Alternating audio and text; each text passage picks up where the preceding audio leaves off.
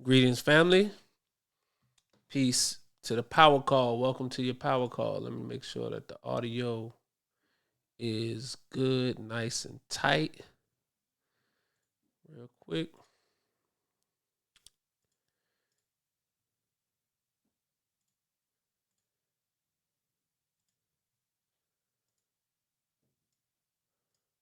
All right. Are y'all able to hear me on the Zoom side? Are y'all able to hear me?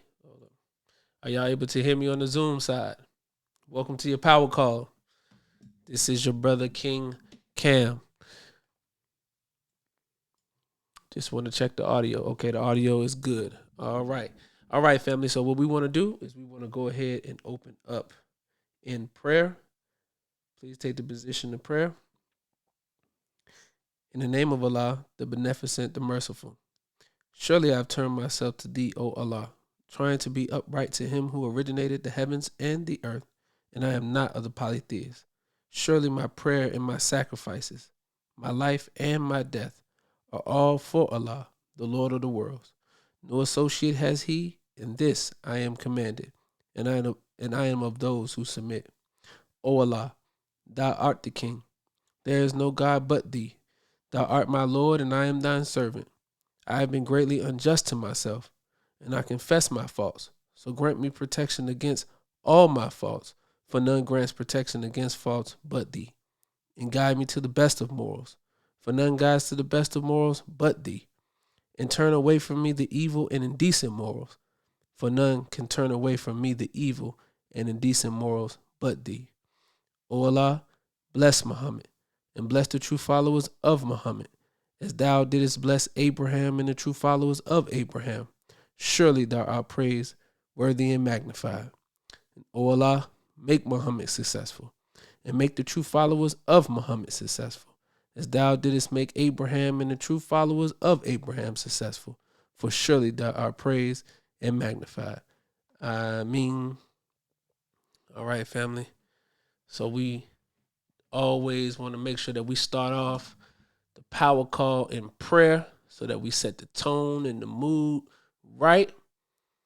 And now we want to go ahead and pick up where we left off from yesterday. I hope everybody enjoyed part 1 of What Is Your Role? And we're going to be picking up with part 2 today. So make sure that you have your pens, your notepads, your iPads, whatever you bring to take notes. Make sure that you have that ready so that we can take some good notes for part 2 and then be ready for feedback. Now, maintenance of the woman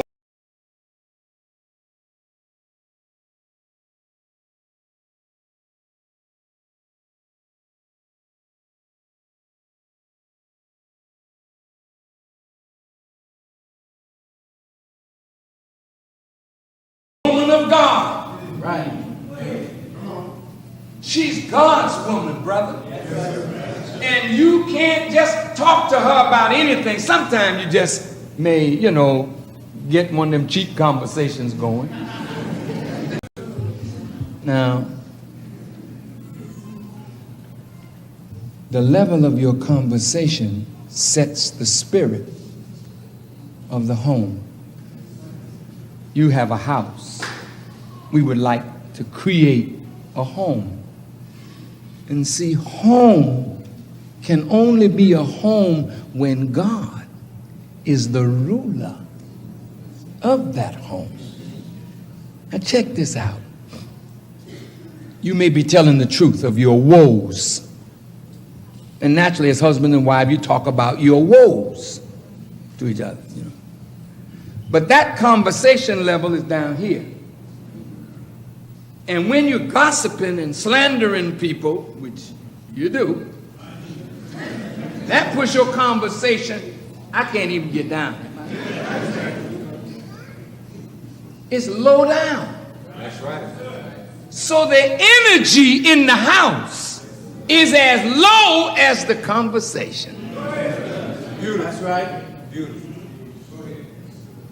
Now let's pick the conversation up. I'm going to talk about you.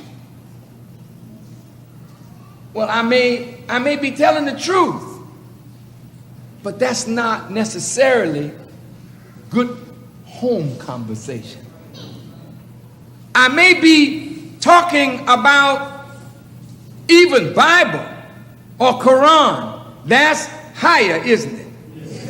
But the highest conversation is when you start talking about what God revealed to the Honorable Elijah Muhammad. That's revelation. Wasn't in the world before. So the level of electrical energy in those words is higher than reading the Quran or reading the Bible or discussing that. But when you say what Elijah said,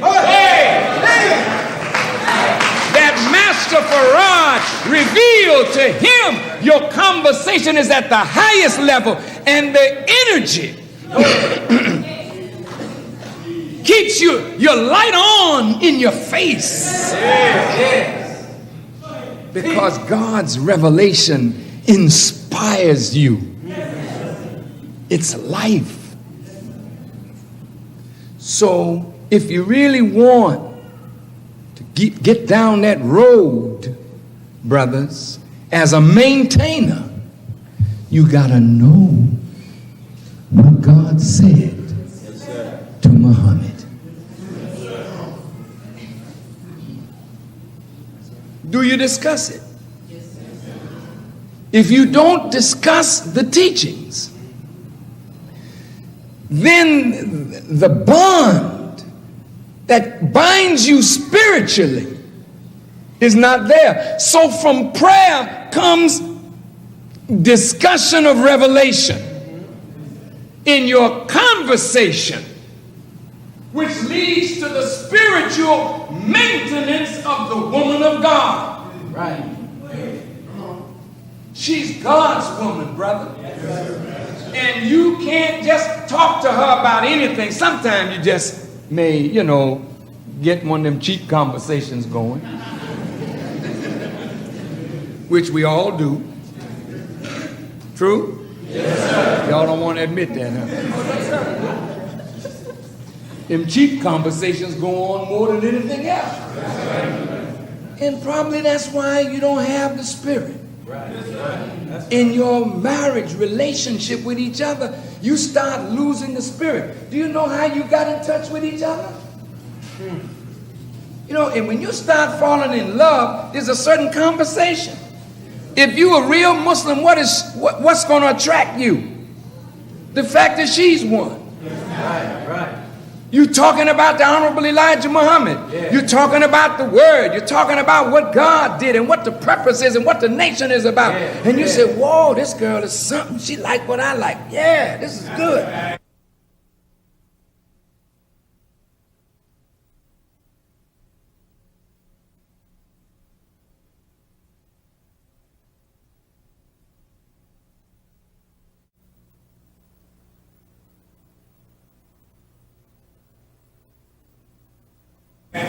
Then all of a sudden, after you get married, the conversation ain't on that level no more. Hey, baby, you sure looking good, fool. Well, that's conversation too, and it's real, And it's not bad to be there sometime. She like that on that level sometime. But don't stay there. That's God's woman. And she loves God. And the more you and I reflect God, the more she falls in love with us. God is stern, but God is kind. God is stern, but God is just. God ain't no fool, he's super wise. God is knower of subtleties, and women are full of subtleties. Somebody banging?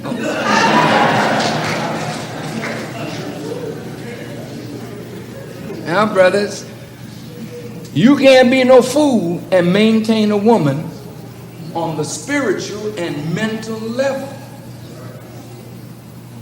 On the mental level, it is empirical knowledge. If you don't read the newspaper, or study what's going on in the world, your revelation, your knowledge of revelation gives you insight into the news. Say, baby, did you see this thing today? Hey, look, they had a bomb at the Olympics. You see, TWA 800 went down. Over 60 people saw a light going toward it. Now they ain't talking about that no more. Now they're saying they don't know what happened. The black box didn't give them nothing. All of a sudden now, Clinton is talking about Iran and Libya and terrorism. What's that all about? When you know the teachings, you can begin to compare notes, and before you know it, the level of your conversation is intellectual. It's stimulating, because a woman, listen, a woman that is talking to babies all day long, she wants to break out of baby talk, and she wants to sit down with her husband and talk on another level.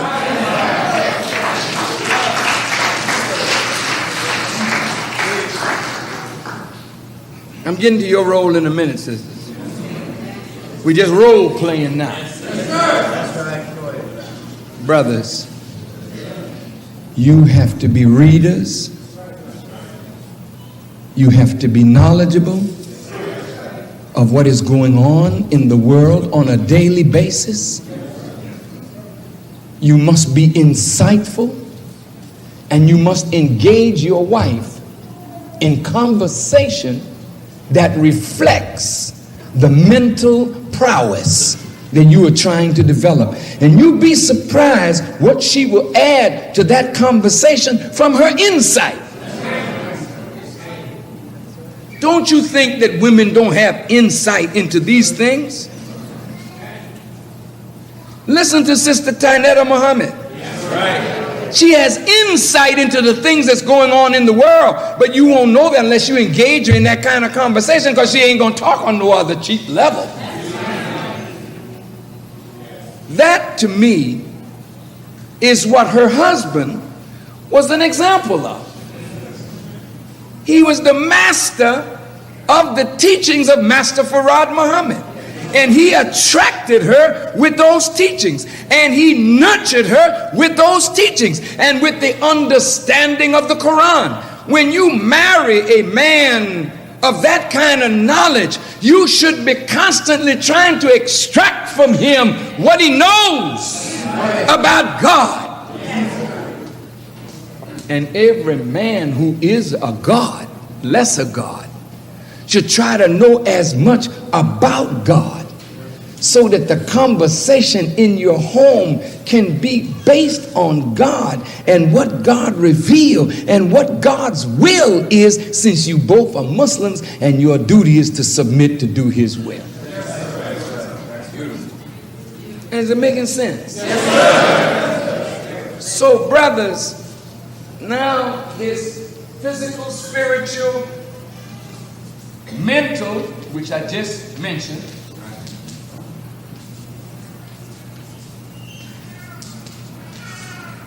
moral. Now, moral maintenance is based on the moral law.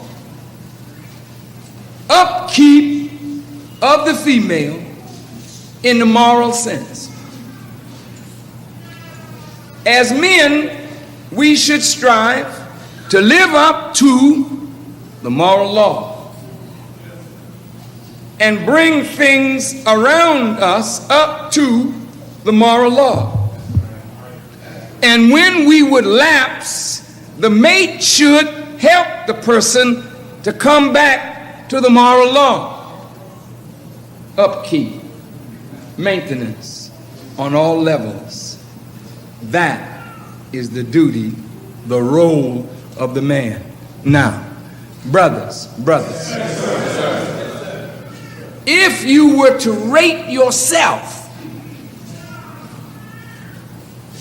A as excellent, B as good, C as fair, D as poor, F as a failure, rate yourself in your upkeep and maintenance of your wife on all these levels. Don't tell me you're great. I know you'll give yourself an A. But honesty demands, well, ask her. Ask her. Not when you get home. No, you better ask her here, because it might be a fight.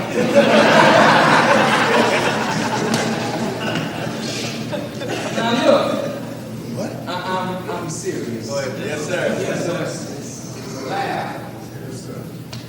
If your grade is not A, ain't too many A's in the room. In fact, there may be none. Is that right? Yes, sir. Who is A in the room? Is anybody? You can't judge me. You ain't my wife.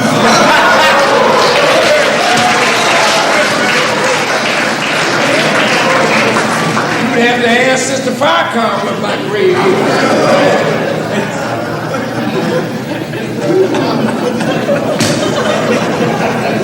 And I ain't gonna tell you what I think it is. I do my best. But I got room for improvement. And if I lied to myself and lied to you like I'm excellent in everything, oh, brother, you don't need no liars in front of you. You had enough of that crap.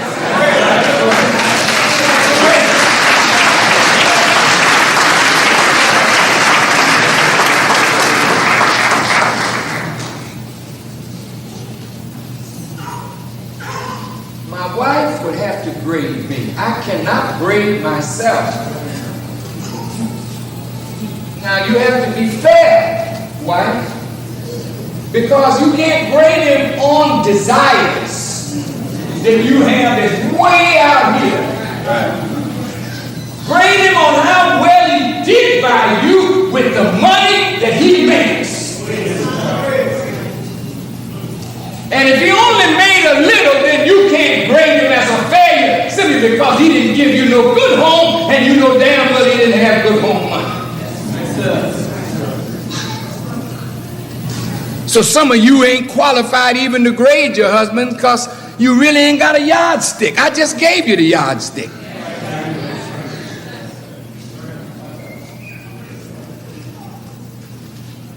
Now be fair. If he's trying and he hasn't done as well as you would like, then give him a C or a D. If he's poor, and then if he deserves an F, flunk him. And look, if you fail, you're headed for divorce. And any teacher will tell you, well, here's another semester. Work hard next semester and you could pull it up by the final exam.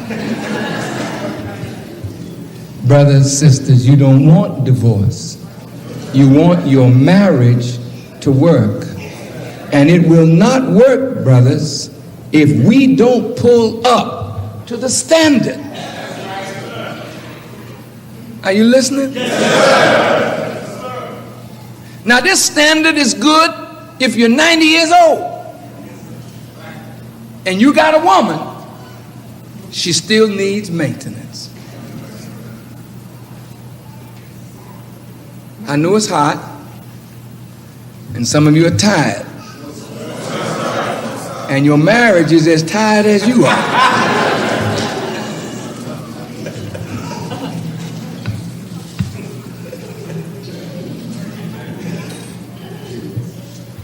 I don't think you're more tired than I am. And I don't know whether you're hotter than I am, because I'm under these lights as well as the heat. So you can bear it. Stay awake. Well, so much for the man. Now,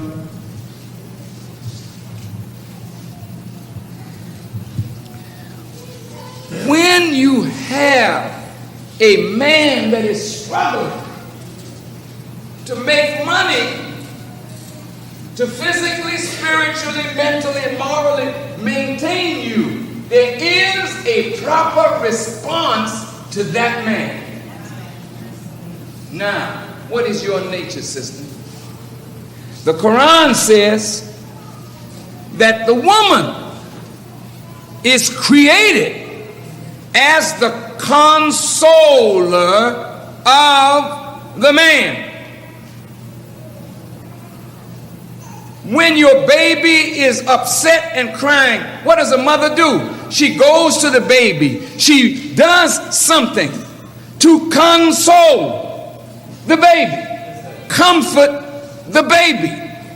A woman is a comfort and consoler to the man. And if the man is hard working and is giving you what it takes to maintain you,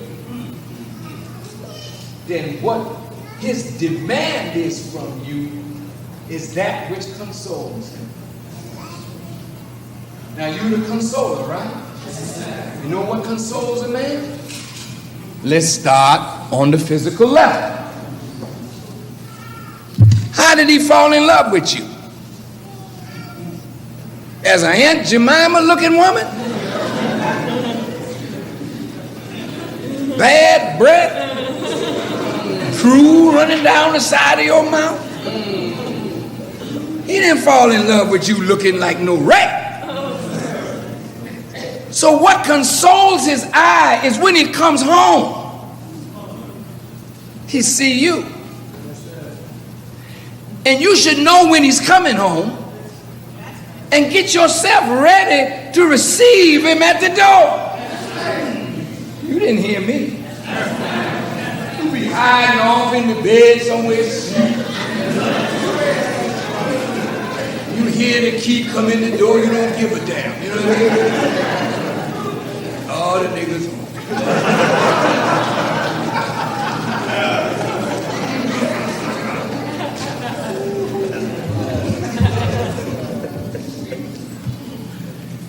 That is if he comes in a decent hour. Sometimes, brothers, you come home late. But there should be a time to come home, to sit with your wife and your children at a dinner table. Stay out all day and all night and then come home, she tired, you tired, and you expect everything to be rosy.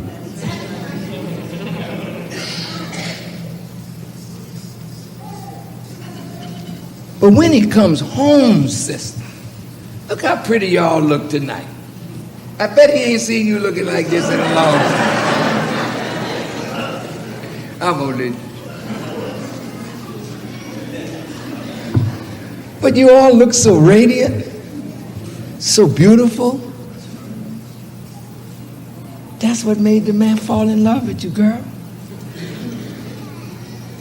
Be pretty for him. If he's a good husband, be pretty. Fix yourself up. Fix yourself up. You do it if you're going for some other man. Why not do it for the man that's maintaining you? You did it to get him. Now do it to keep him. Because hell, there's too many pretty women out there. Ain't got no husbands either. And they're sure looking at yours, wondering why he stays with you. You know that's right.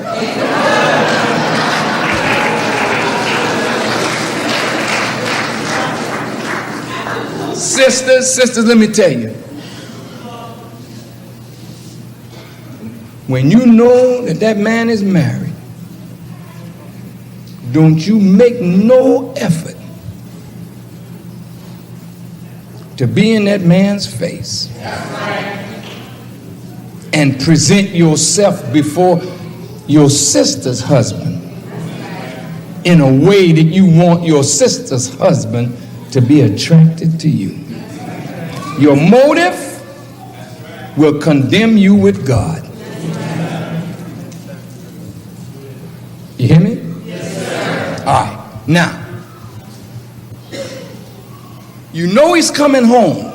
The way you look is consolation to him. You know, it's nice to hear your husband say, baby, you sure look good. How long has it been? Baby, you sure smell good. How long?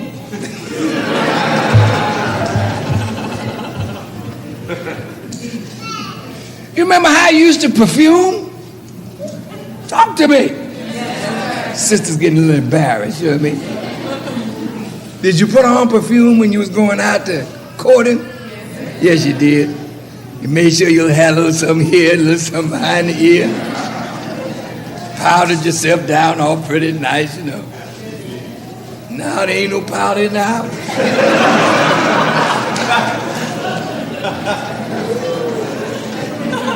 She can't find the perfume bottle. That's funny, but that's your role. When he comes home, the house is what he sees. He walks in the door, a diet.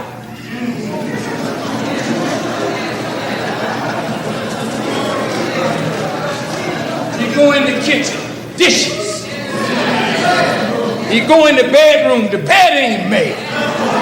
You go in the bathroom, jewelry all in the tub. Everybody's rings is there.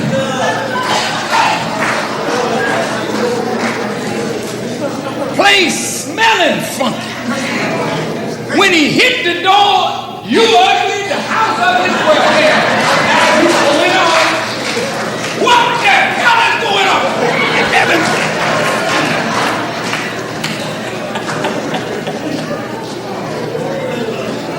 He went there, and you come right back. You don't know what it's like. I've been in here with your crazy children all day long, and I'm just sick and tired of this.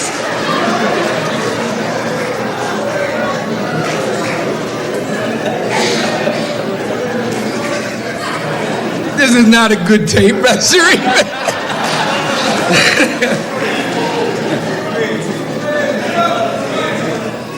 Now the house, the attitude and the spirit in the house is gone. You go in the kitchen.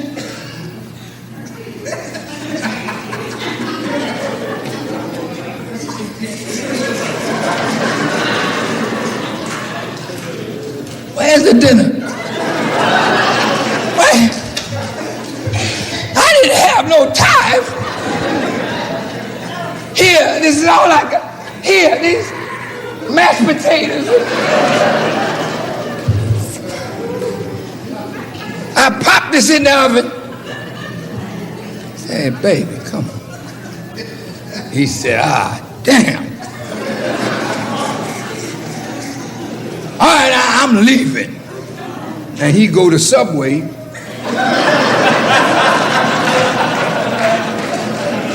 And get a 12-foot sandwich.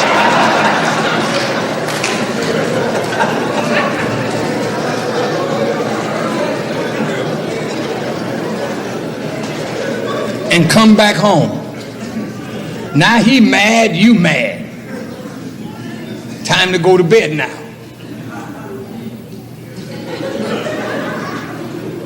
Sometime conversation starts. Ill-motivated.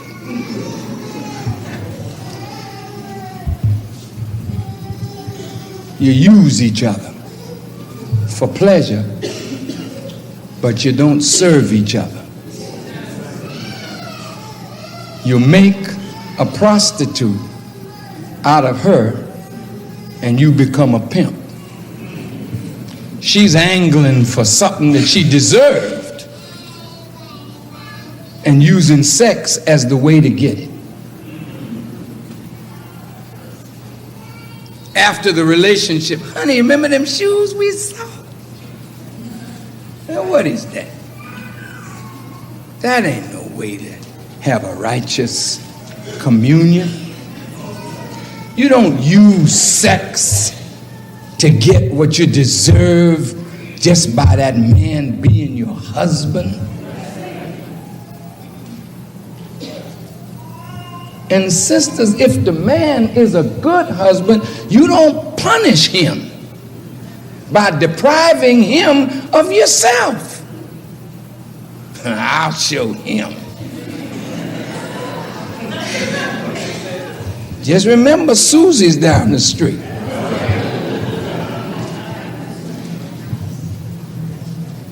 And what they don't get at home, they may not be out selling papers. You know, there's a lot of adultery. And there's a lot of fornication. And there's a lot of game playing and hypocrisy. And it's got to stop. And you all have got to learn how to make each other happier than you're doing. We have to do this if we want our marriages to work. You are his consoler. When he comes home and he's in that work and he's bothered, what do you do for him? He really don't want to hear griping. You got to pick the time. Minute to get in the door, honey, your children is out of it, man. Beat the hell out of them, I don't care.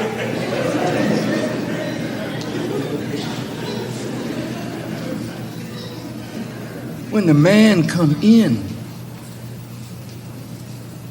if he's been out working with us, he's been catching hell. When he get in the door, that's his home. That's his place where he gets refueled to go back out there again. So your job, listen now, physically is to look the part, keep your home up to par, and then have a conversation for him that gives him peace and quiet of mind. That's your job. That's your role, sisters. I noticed how quiet it got. Now, on the physical level, it's one thing, but on the spiritual level, what do you say to your husband? From the words of God that console his mind. How can you say anything from the word of God and you don't even pick it up? You don't know nothing about the Quran. You never read the Bible, yet you're a Muslim. How can you be a Muslim and don't know the book? Don't even pick it up. Don't even read it. Don't make time in the day to see a few words of what Allah says. So when that man come in and he's beat down, can you bring a word to him from his God that would rest his mind? Can you say to him after he's been out there wrestling with our savage people? See, sweetheart, how you feel? I don't feel too good, baby. I had a bad day. I understand. Well, come on, honey. I got the children all together. They about to go to bed. And why don't you just take a hot bath? And I'll rub you down.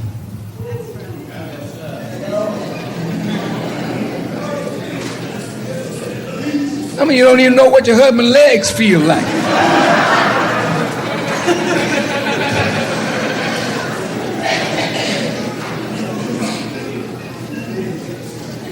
You said take care of your husband. If the man is working, hey baby, put a little bubble bath in there. Man, the man will feel like a king. Said, damn, I'm gonna work harder tomorrow. This woman keep this up, I ain't never gonna leave home. Don't make him so he'll stay. Make him so he get up in the morning and go to work again. It sounds funny, but it's a simple thing. You run the water. It's appealing. It's stuff you put in the water to make his skin feel good. That's the man that's working for you. That's the man that's maintaining you. That's the man that's getting you your weed.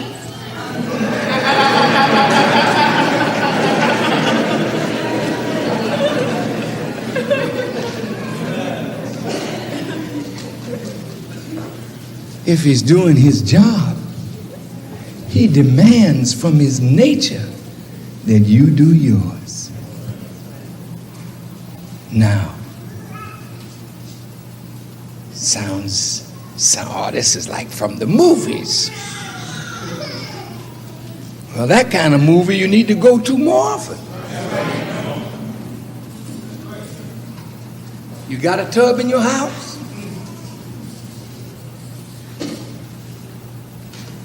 Do you know how relaxing that is?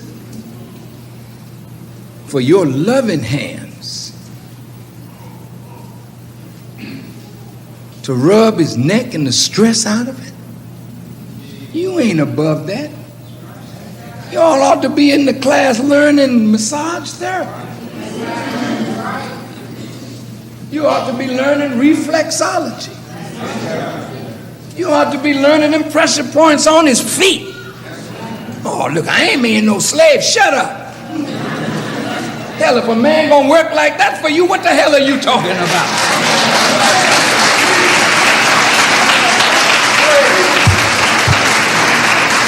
See,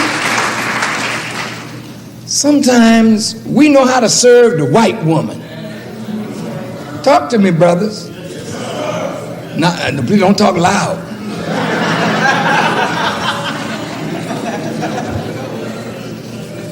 If you married to Heather, you would work for Heather or work for Susie May. And if you had a white man, you say he know how to treat us. If a black man is going to do this for you, then learn how to treat him, how to care for your husband. If he's being a husband, then you care for him. And he won't have no reason to look at somebody else. He's anxious to get home to the home that you provide. Does it make sense? Yes, sir. On the physical level, now you got to look at his mind. From you, he's supposed to get peace and quiet of mind. You're supposed to rest the poor man's head. How do you do that, sister, with no knowledge? He got problems. When he comes home and he starts talking about it, or maybe he doesn't want to talk about it.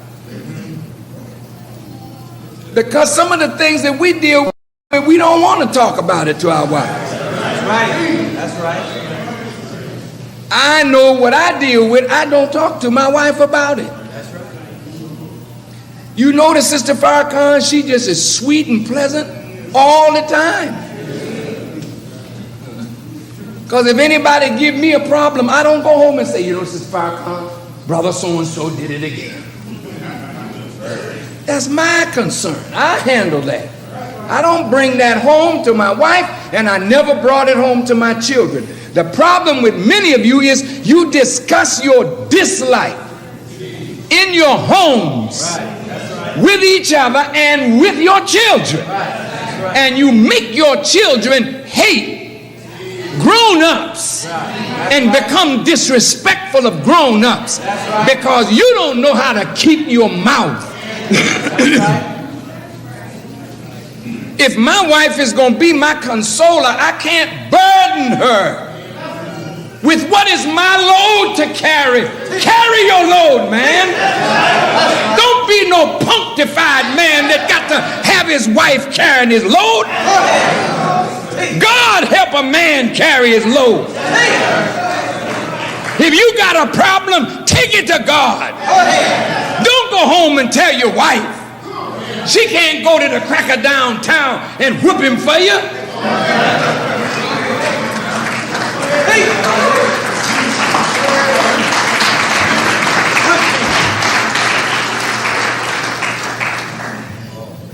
You ever notice in the movie The Godfather?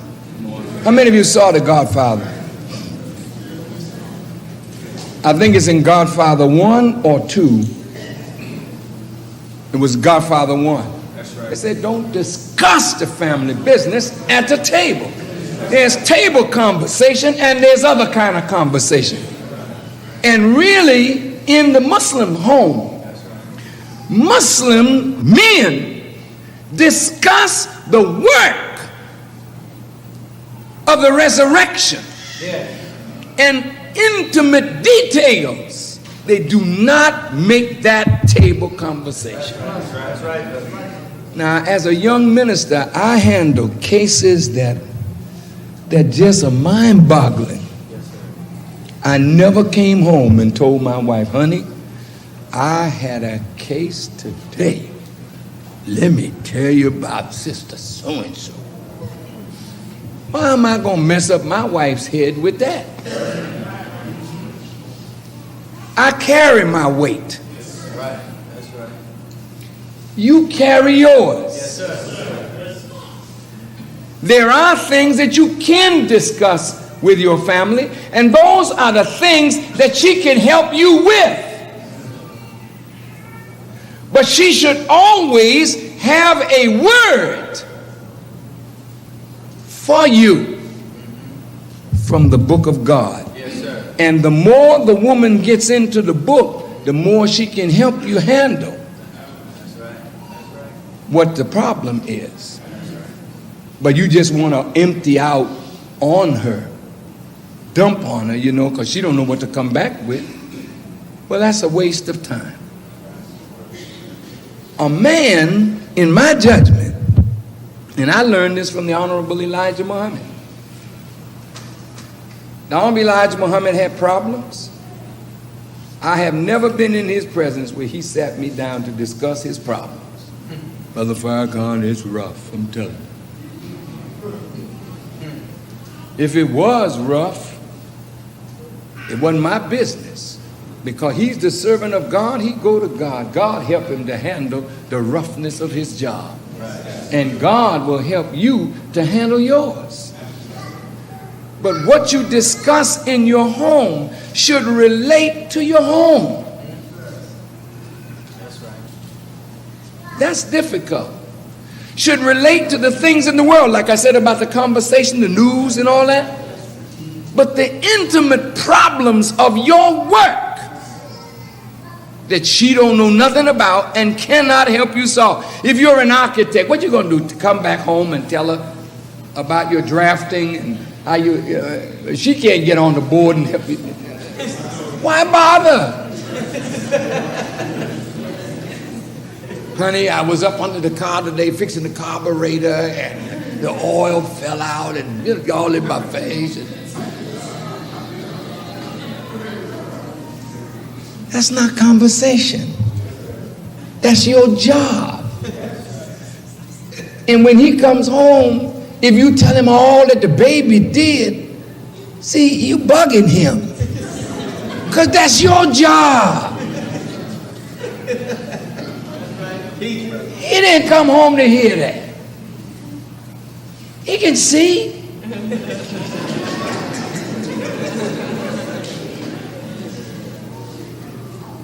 After you start telling him what this one did, what that one did, he getting angry about a minute. You see him gritting his teeth. Because if he love you, he don't want them children messing with you. Then before you know it, he done got angry because he already angry what he been dealing with. He come in, you done fired him up. Now he done smacked the hell out the children. And then you done said, oh, stop, no, you kill him, you kill him.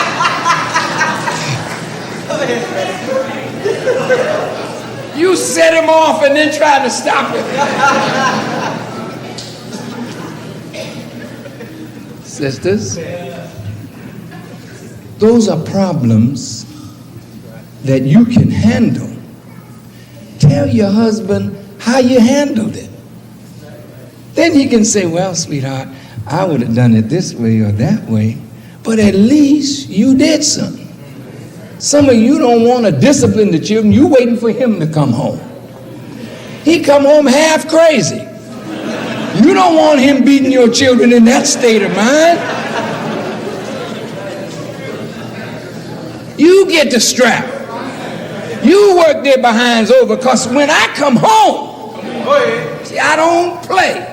All my children would tell you, when I come home, I do not play. I didn't come in here to hear nothing. But assalamu alaikum.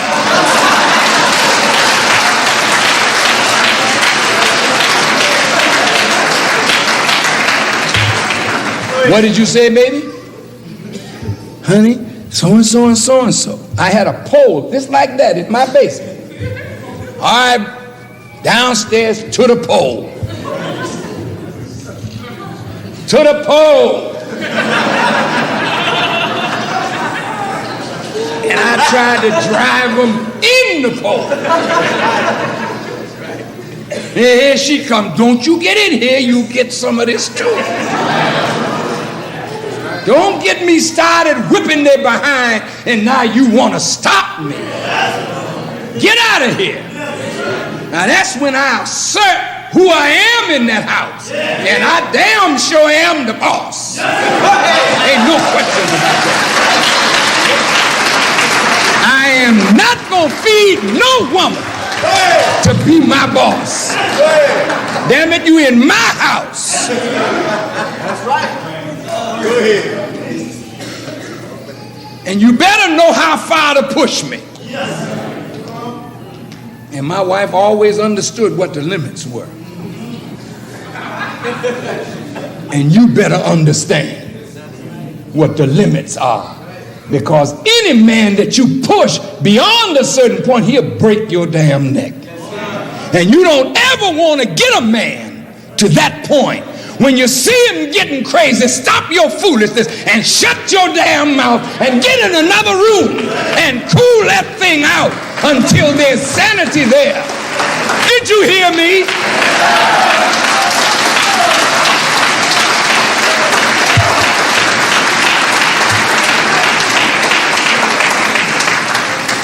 Oh, now the face is getting a funny look on it. You was happy before. Brothers. Yes, sir. I've been married to my wife for 43 years.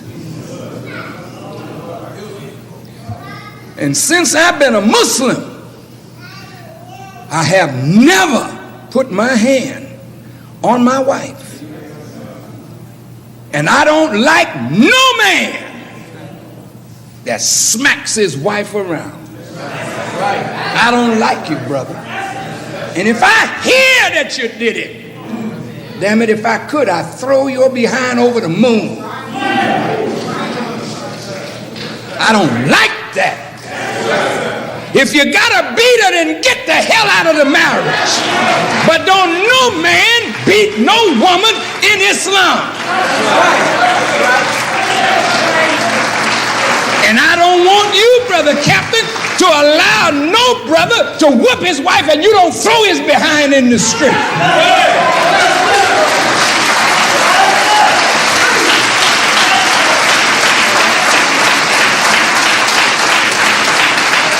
Well, I just got carried away and I slapped her. Well, you got carried away 90 days. And if you do it again, 6 months. Well, she argued with me. That's what she got a mouth for.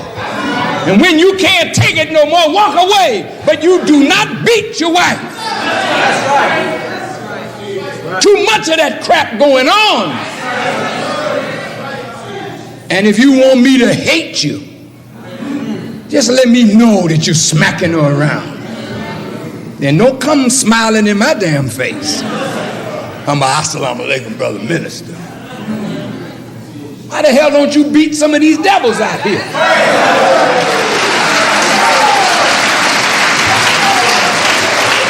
I can't stand no man that's going to be a macho man to his little wife and be a punk on the job.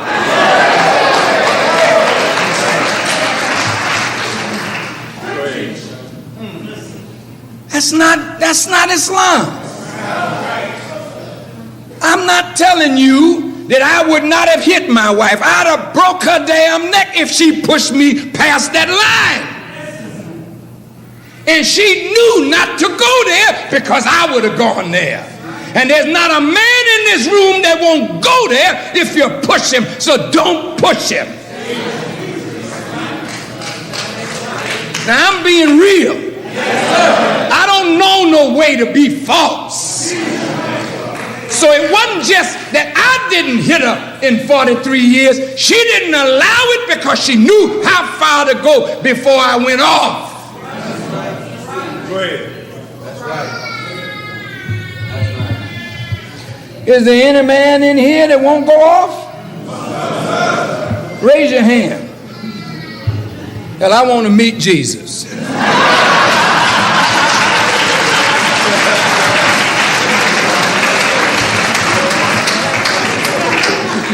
And sisters, I want to say something. When the brother is out there in that world, he's stressed. And I'm telling you, brothers, lieutenants, captain, ministers, Yes, sir. when the brothers come to the mosque, this is their house of refuge. They don't come here to take crap. See, and you're not here to give them that. That's right. You're a doctor, you're a healer, man. You don't talk to these brothers like they're some damn animals. They are the people of God. Just because you're in authority, you don't do that to a man. Because in today's world, a man ain't gonna take it, man. So you don't give no man what you don't want yourself. And some of these men in here, if they weren't Muslims, you wouldn't talk to them like that because they would kill you on the outside.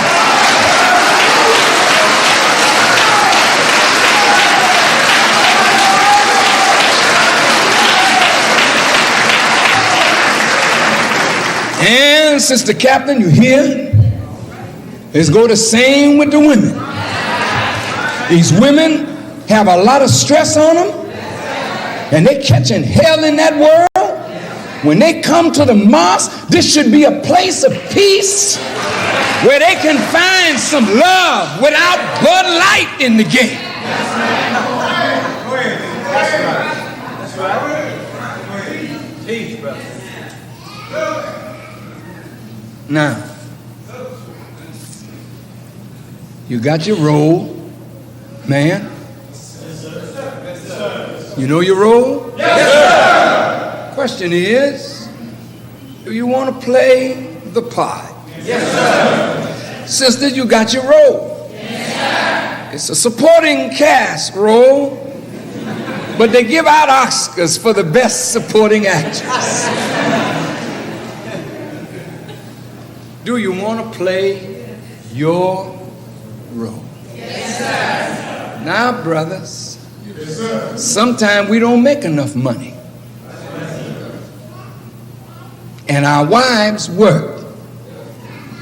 That puts a whole different thing when the woman is working. She come home, she tired. She would work 8 hours. You work 8 hours. But her work is never done. Children in daycare, in school. She come home, she got to go get the children. When she gets the children, she got to bring them home.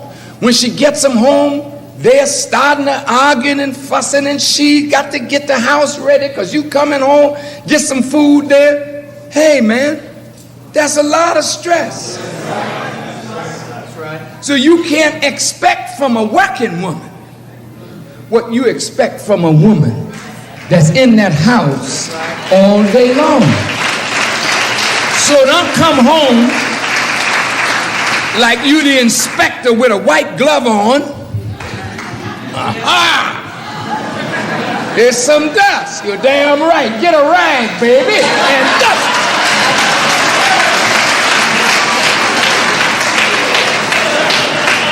Go ahead. That's right.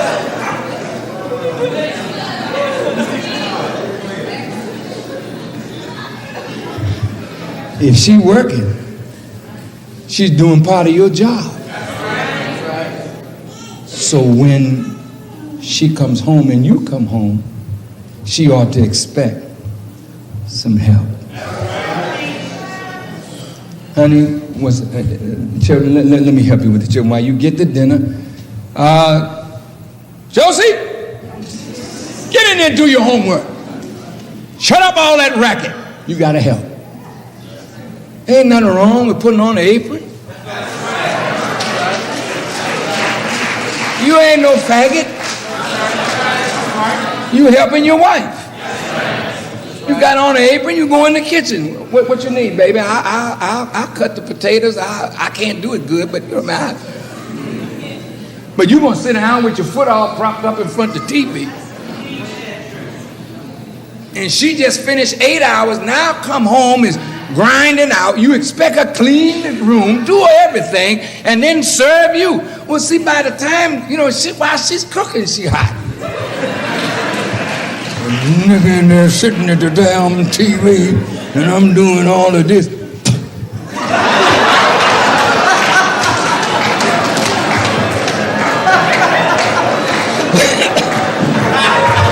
No.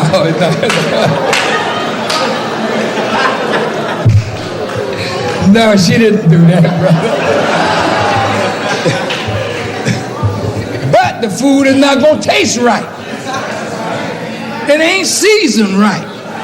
Because she in the kitchen angry. You don't ever want to eat an angry woman's cooking, brother.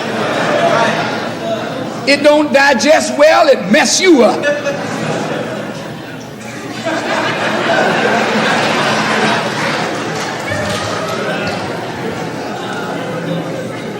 You want that woman happy when she cooking food. Cooking food like making a baby. She'll mess your baby up the way you treat her. Baby come here looking like the wreck of the Hesperus.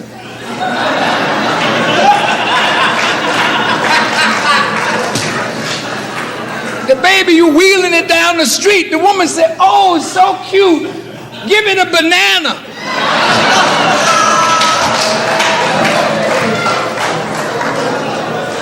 It made a damn gorilla.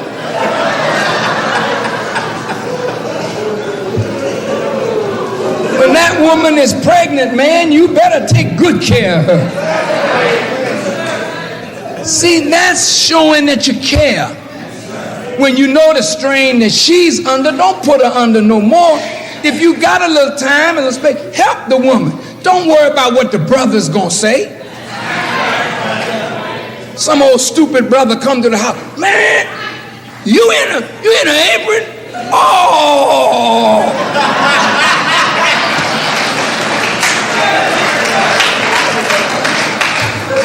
I'm gonna tell all the brothers at the FOI, this woman done punked you, man.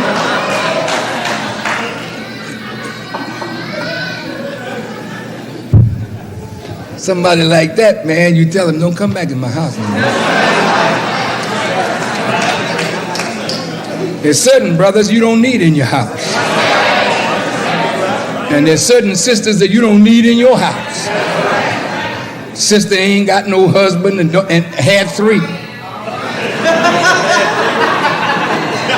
And she's your wife's best friend and you wonder why your marriage going crazy.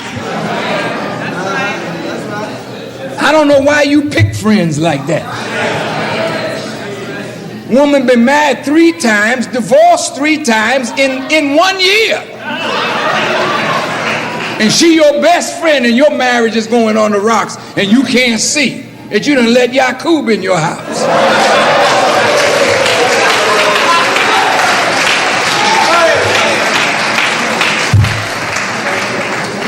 Well, I think I have given lesson number 1. Now I'm going to go home and practice.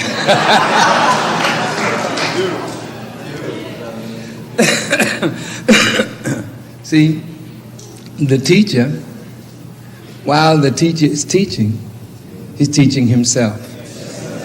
I try to be a good example to the best of my ability, but I can do a lot of improving because I don't think I have A+. I may have a B, may. I hope it's better. Maybe A-. But I know it has to be better than C. I hope. But if I were to grade my wife, straight A.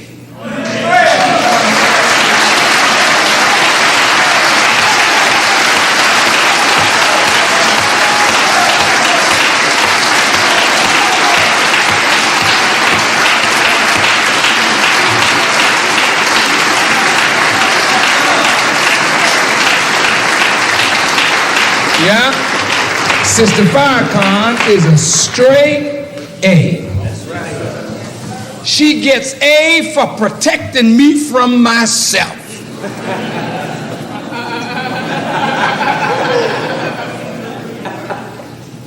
You know, I love the truth. Yes, sir. I just love truth. And I love to tell the truth on myself because it frees you to face yourself. I'm saying that you don't know me. You ain't lived with me. But I'm in a work that sometimes, brothers, I really could kill. And sometimes to keep from killing, I cuss. I shouldn't do it. It's wrong. Is wrong.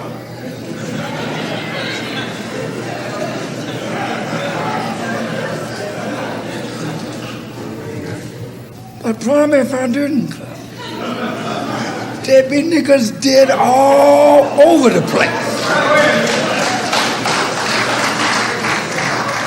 Because the stuff that they put on me, when I do nothing but good for them, it really angers me to the point where I have to be restrained. Because I have a position of honor, respect, and love and trust of the people. And if I were to talk about the things that people do to me, you all would kill them.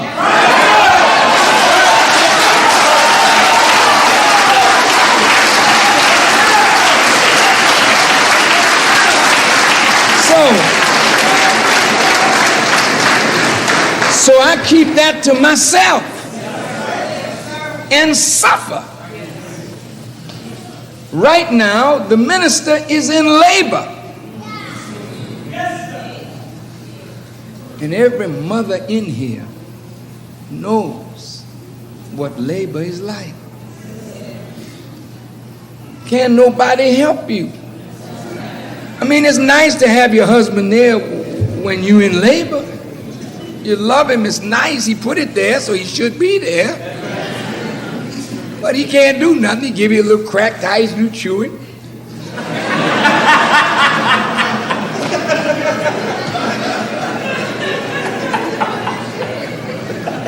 Take a cold rag and rub your head, but that rubbing your head ain't stopping that pain.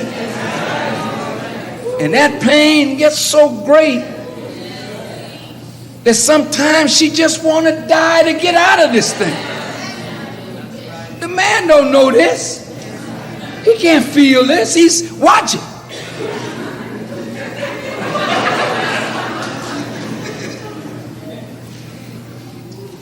but be there and watch. That's right. That's right. Because every one of these sisters that have brought you children have died for you. And the least you could do is stand by them. Every time an argument come up, you want to run. Some of you ain't been married 2 years, 3 years, you ready for a divorce. What the hell is wrong with you? If it was easy, everybody would have made it. Marriage is difficult. And if you don't want to struggle, then leave a woman alone. And if you don't want to struggle, leave the man alone. It's difficult. I'm at the end. I'm at the end. My purpose today was to teach you the roles. Get you to look at your role, brother. Get you to look at your role, sister, and see how far off you are from being who you are. My wife could be in pain. But if she hear me sneeze, she want to know, is there something I could do?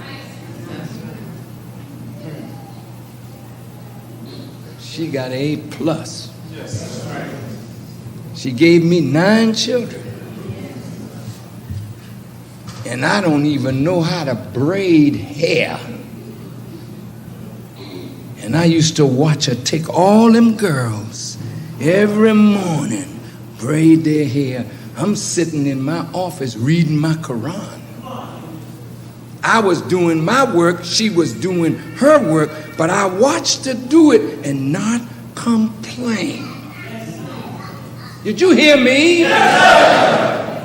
When my pay was $35 a week, that's right, my wife never complained. I bought used furniture because I did not want no cracker coming to my door telling me what I owe him. Muhammad was making me a man, and I wasn't going to let nobody make me a punk by putting me in debt and then making me bow down. And when I had debt and they came telling me they were going to take my car, I said, you come and I'll blow your so-and-so butt off this property. And they ain't never showed up at my house because I damn sure was going to kill them. You don't profit from my misfortune. I'll burn the damn car in the driveway, but you won't take it. And I told him that and told him, come up on my property and see what I do. They ain't never come. I said, I'm no thief and I'm no robber. I'm not running nowhere. I will pay you, but I have difficult circumstances. Be a man. Don't be no damn punk. Be a man.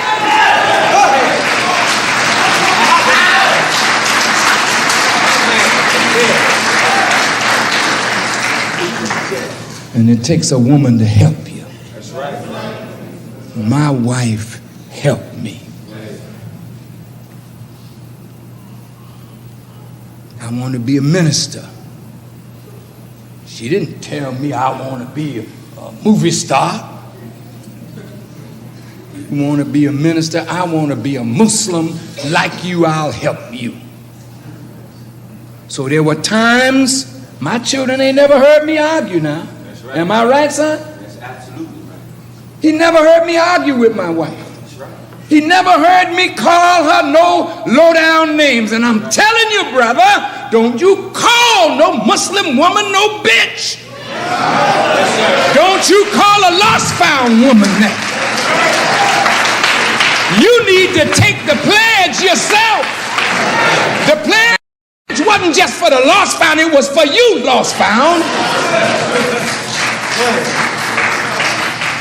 Don't you cuss your wife like you dealing with some damn sailor in the street. Calling her all these low down, dirty, nasty, funky names, and then get angry when she try to live up to it.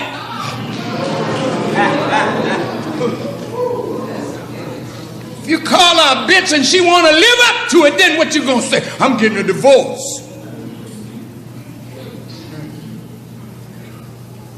What the hell are you doing marrying a bitch if you wasn't a dog yourself?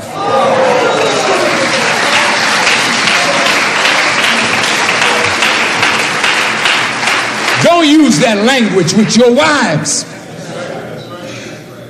And don't you stand up toe to toe cussing your husband like some cheap sailor in the street. Somebody got to take low sometime. And when I would rail, my wife take low. She was smart. She knew when the man is taking a solo. Bro, baby. It's your thing. She played a supporting role by just being quiet. Let the fool blow.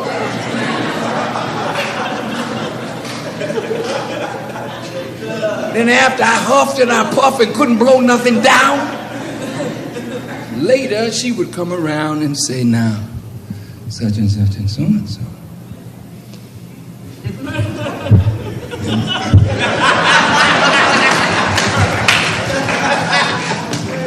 And more than likely she was right, I was wrong.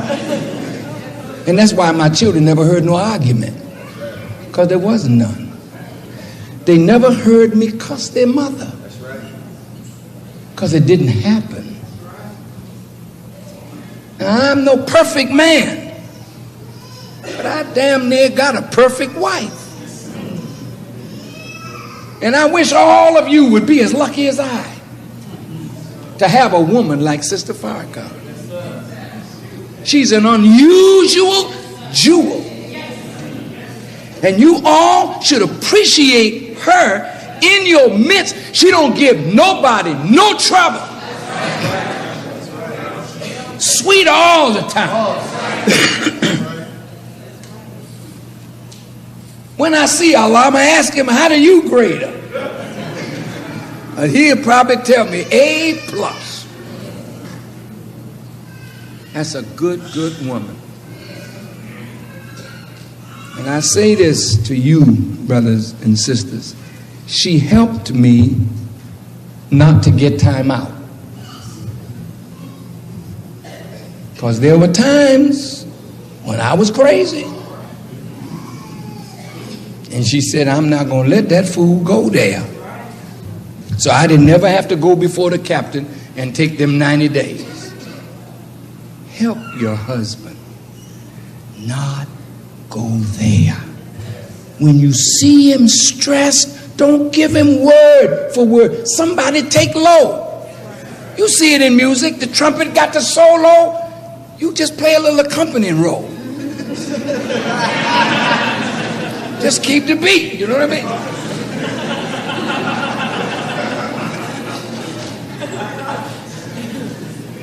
Your turn will come when he calms down. But when he's up in heat, don't argue.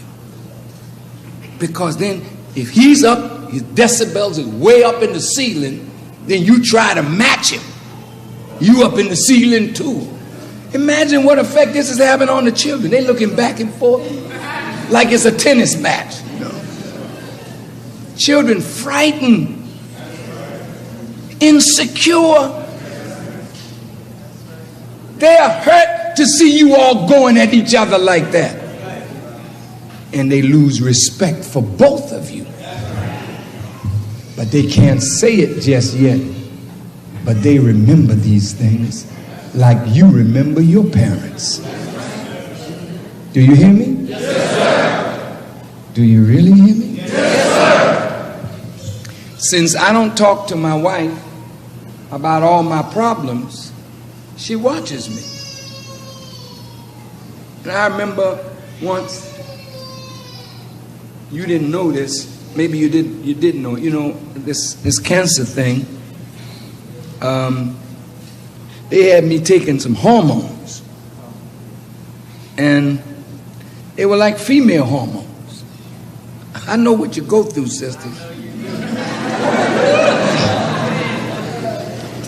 And I'd be sweating like a woman, you know, in that time period, just sweat falling off. And your mood is one way up here and the next way down there.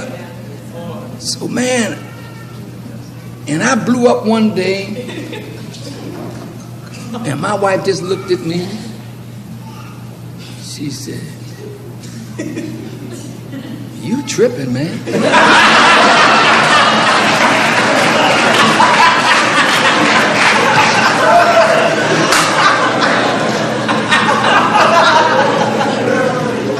Just as calm.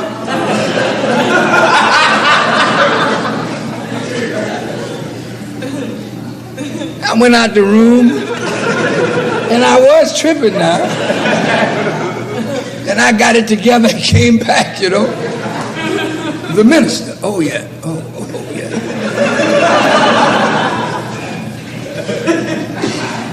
This is real. Marriage is a struggle.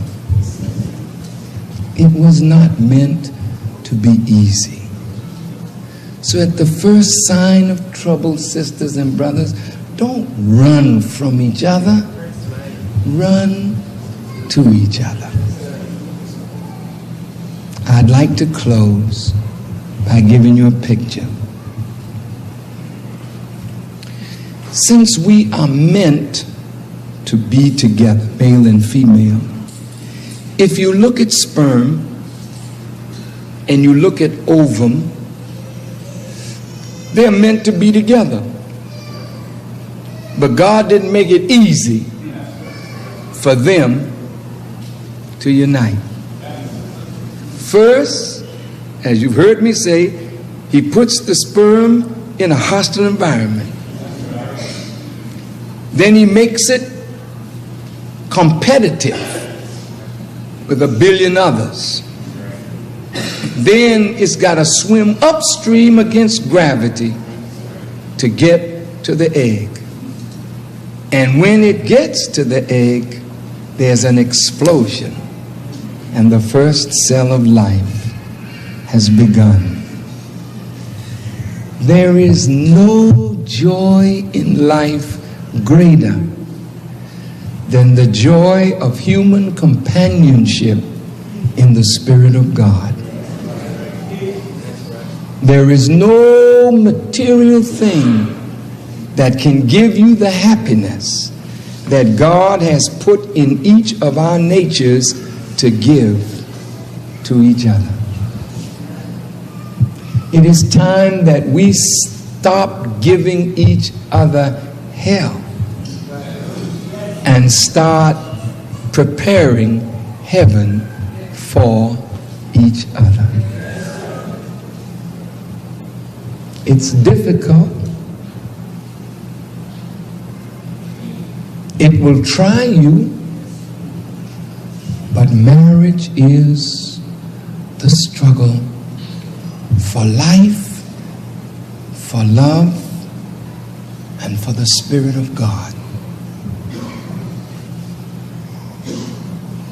Once you have found that union, a whole new vista opens. You know, the song at Easter that the Christians sing, the strife is o'er, the battle done. The victory of life is won.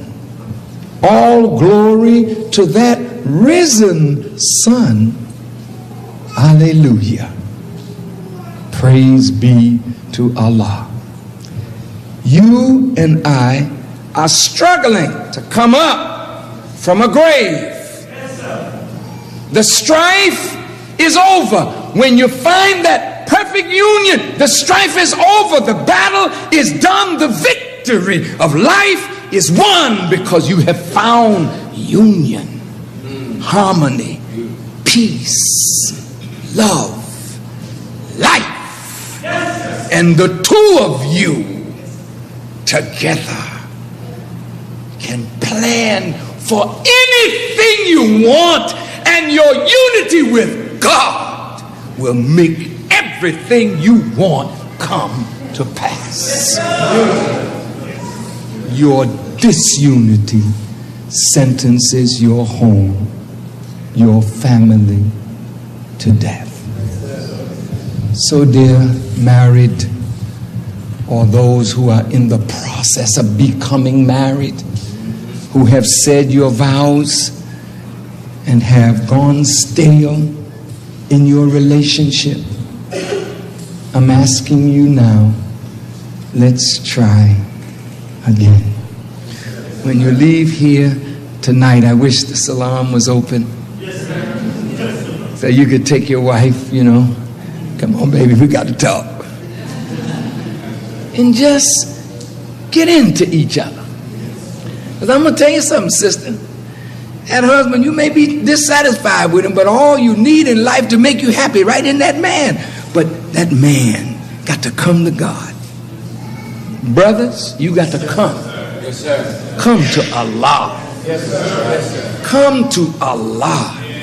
And let Allah get in you. Yes, sir. So that you could say like the scripture, greater is he that is in me and he that is in the world. And the more of God that's in you, your wife just gonna love you, man. Now Sister Farrakhan just loves her husband. She just loves her husband. That woman loved me. And let me tell you something, I love that woman. That's right. You know what's written of me in the book.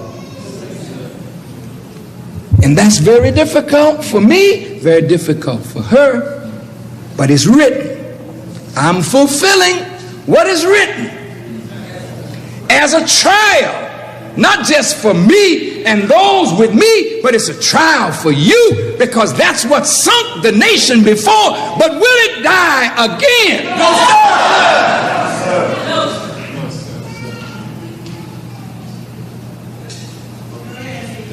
See, the Honorable Elijah Muhammad loved his wife Clara Muhammad. She was the woman that he met in Georgia. She was like Khadijah. She helped him all the way through. But there came a time when God ordered him to do even what he himself did not want to do. Now, from his mouth he told me, Allah forced me, and I did not understand that. I think I understand. Forced him. Today, you look at Sister Tainetta Muhammad, the mother of the faithful, the wife of the Honorable Elijah Muhammad, and the mother of Minister Ishmael, Minister Rasul, and Brother Ahmed, and Sister Medea, the Honorable Elijah Muhammad's children. Well, emotionally, it don't bother us now. But if you were around when Clara Muhammad was alive, emotionally, that would tear you up, because you knew Clara Muhammad was a dedicated woman. And if you were looking from Clara Muhammad's side, you would say she didn't deserve that. But God is not looking on the emotional. God had a plan for the nation's survival, and part of that plan is Ishmael, and part of that plan is Rasul, and part of that plan is Ahmed, and part of that plan is Tainetta.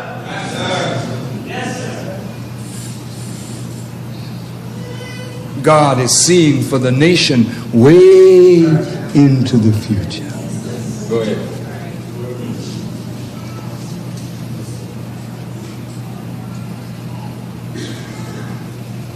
There are times in my labor that death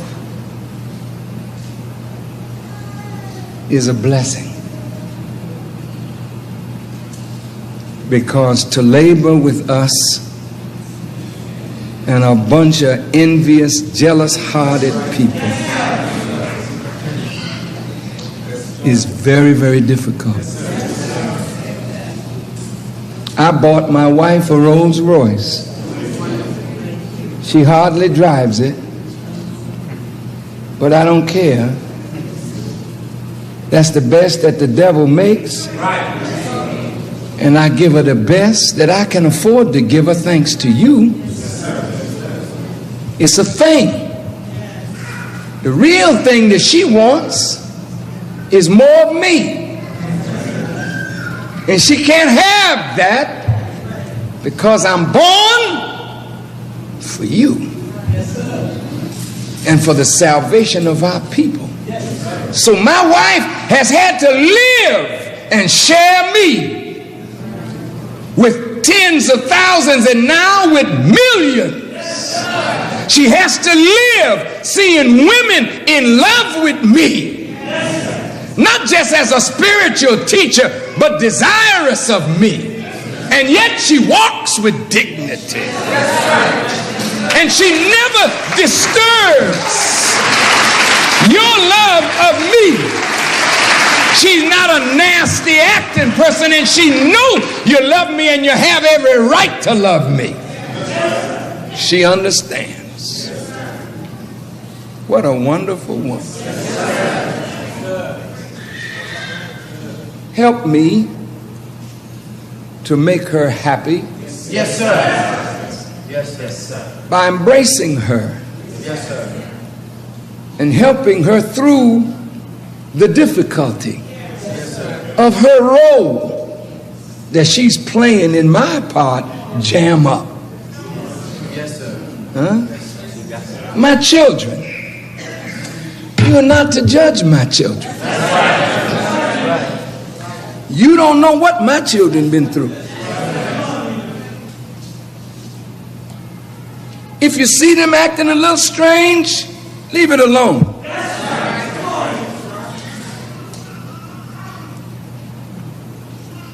Because they've had to live with me as I grew to be who I am. You don't understand that. But if you got children, you understand. Just as you are struggling with yourself, you struggle with your children. I'm struggling with mine. I have a son that's battling drugs. One time he's clean, next time he's dirty. You know all about this. It's in everybody's family. But the boy is a great child with tremendous mind. I just have to try and keep on trying to get him right. When you see my grandchildren, they're not all right. But you don't have to live in my shadow. My children have to live in the shadow of a man. But they are brilliant enough to cast their own shadow. And sooner or later, they will cast their own. But right now, it's difficult to be my child because the world expects a lot from the children of a man who is great. Do you understand? Yes. And if you look at great men, look at Billy Graham. Big article in the Time magazine about his son, how his son went totally out. Went away from his father, and now is the heir to his father's work because he finally decided, I gotta come home. Look at Reverend Schuler. He had a son that went away. Look at Oral Roberts. He had a son that went away. They don't want to live in the shadow of a father. They are great, but they want to cast their own shadow. So sometimes they go totally contrary and rebellion to everything they've been taught. You don't get involved in that. They on their journey, you on yours. And the best thing you can do to help me is to pray for me.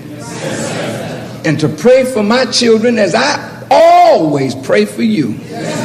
And I always pray for our children, because your children are my children, and my children are your children. And therefore prayer is all we can do when there are things that we can't handle. Lift it up in prayer to Allah and then leave it. I done left my son to Allah. Allah got him, and Allah will fix it if it's to be fixed. When you have my children and my grandchildren around you on a job, be careful how you handle them. Well, you say they ain't nothing special. I don't know about that. You special. They are special. That's right.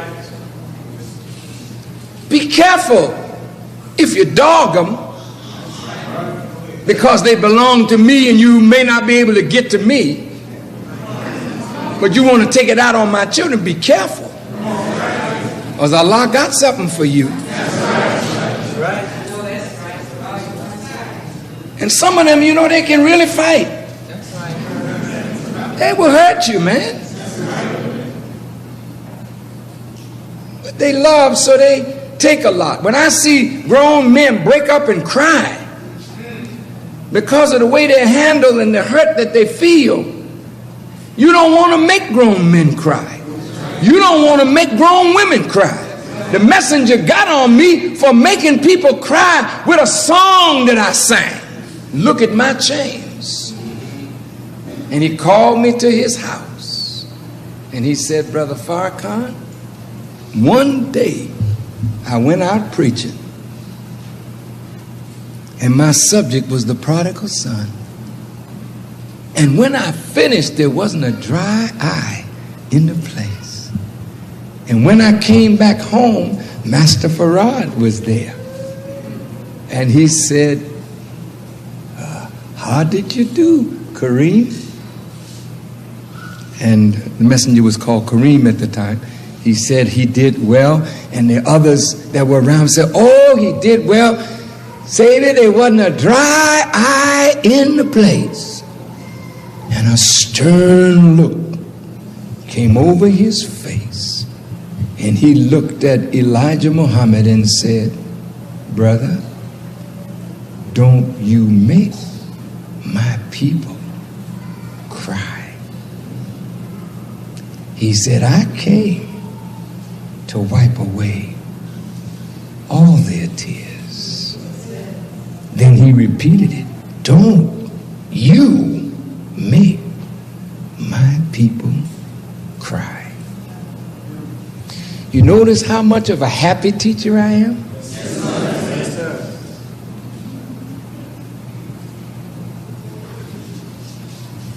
That should tell you. Lieutenants, captain, sister captain, leaders, don't put on these people who are the people of God that which makes them cry. Lift the burden. Lift the burden.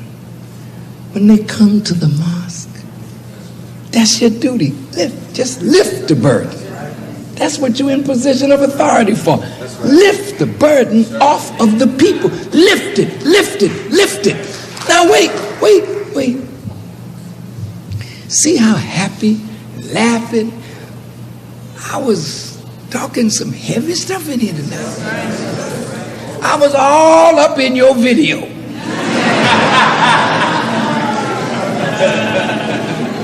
And had the introduction and the end. You say, how did the minister know?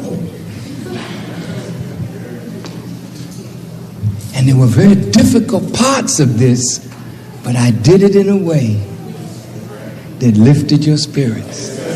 And I never made you think that I was talking down at you, because I put myself right in the video with you. That's right. Go ahead. And in the end, I exalted my wife above myself to show you what a wonderful mate God blessed me with. See? If you would follow me, Yes, sir. and take my example.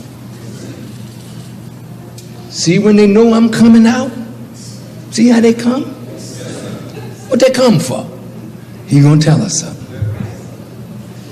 I hope you got something from the lecture tonight. I hope it inspired you. Oh, brothers, if you love me and you want to help me, don't make the believer cry. Lift tears, wipe the tears from the believer's eyes. Listen, the paper comes out once a week. That's heavy. The brothers used to have 2 weeks to do it. Now they got to do it in one. They need more inspiration, not less. More maintenance, more sustenance, not less. And if you inspire them to do it in 4 days and take 3 and say, okay, here's 3 for us, 4 for God. Go home, be with your family. Try to be with your family a little every day. Don't neglect your wife and your children. Try to spend a little time with them. But if you can't, set a day. That's my family day, and nothing is going to interfere with me and my family. Take your wife. Take them children. Go to the park. Do something together. Laugh and talk and run and jump and have a good time. And then come back and say, one day for the family, one day for me.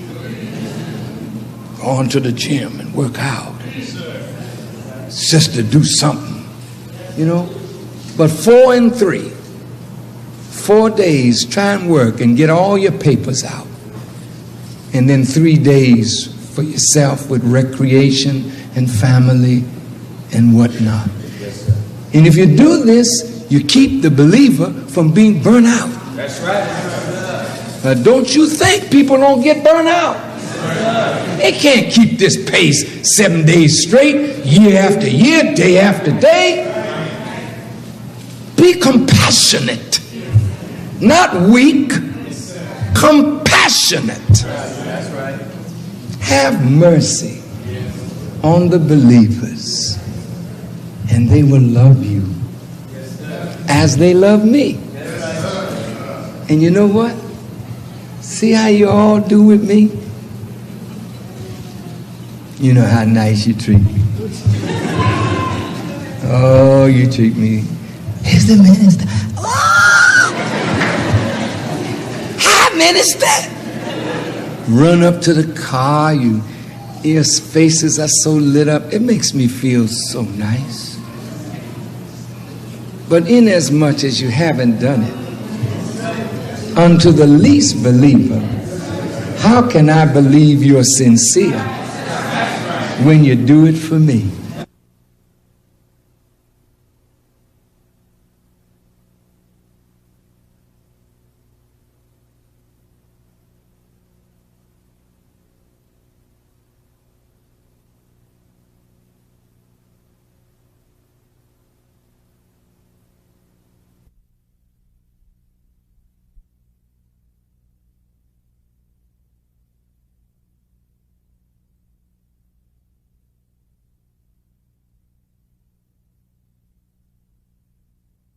I touched all the basics a little bit, and you haven't got your chemistry right, but you got to keep on coming to rehearsal. That's right.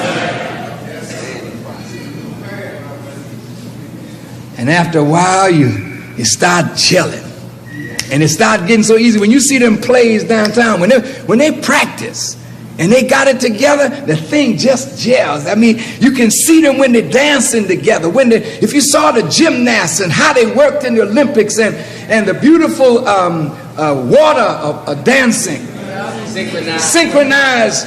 Oh man, people, they had to work that. Well, I want you synchronized like that, where you know your teammate. Did you see the sisters playing basketball? Oh, did they know each other? You could see the way they passed, the way they worked. That's the way we want to see you with your mate. And watch what I tell you, man. You don't even know what's in that woman that you marry. Of good for you. It's gold there.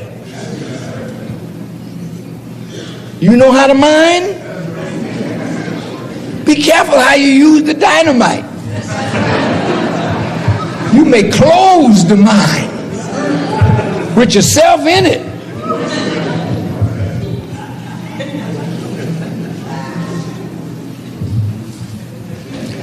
Does anyone have a question?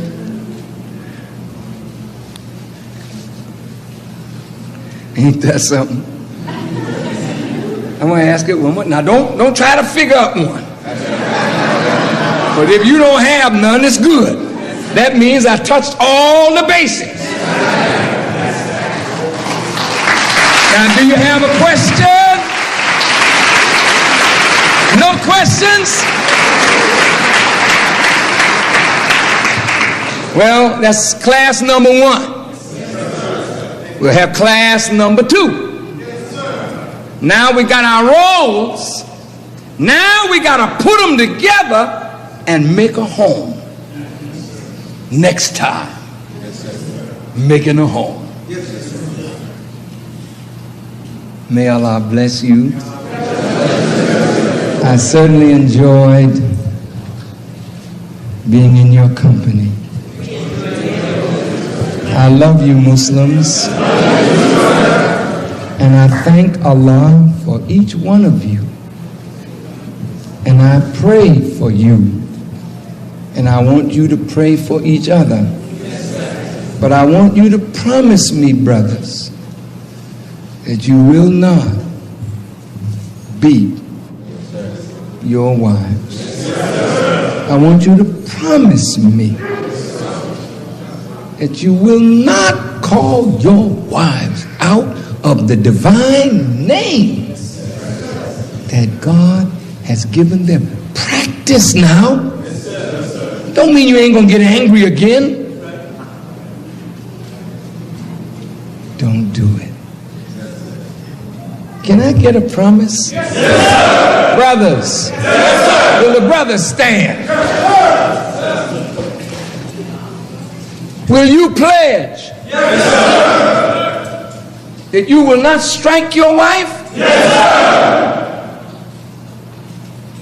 Will you pledge? Yes, sir. That you will not abuse her with foul names? Yes, sir. Is that a promise? Yes, sir. Will you keep it? Yes, sir. If it be the will of Allah. Yes, sir. And it is His will. Yes, sir. Will you submit? Yes, sir. To do His will? Yes, sir. Will you work hard? Yes, sir. To get more money? Yes, sir.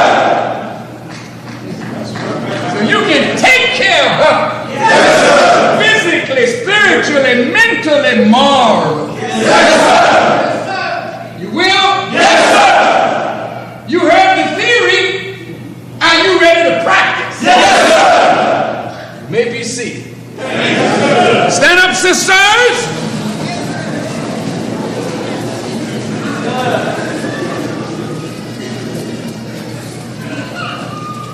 Sisters. Sisters. Yes, thank you.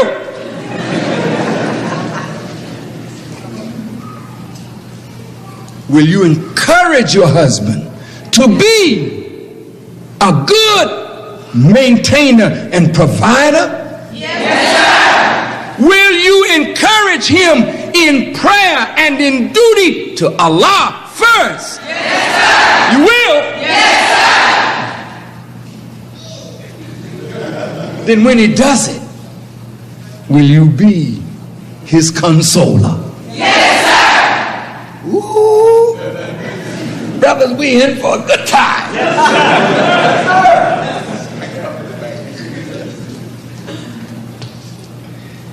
And if you do this, when he acts the fool, as we are sometimes wont to do,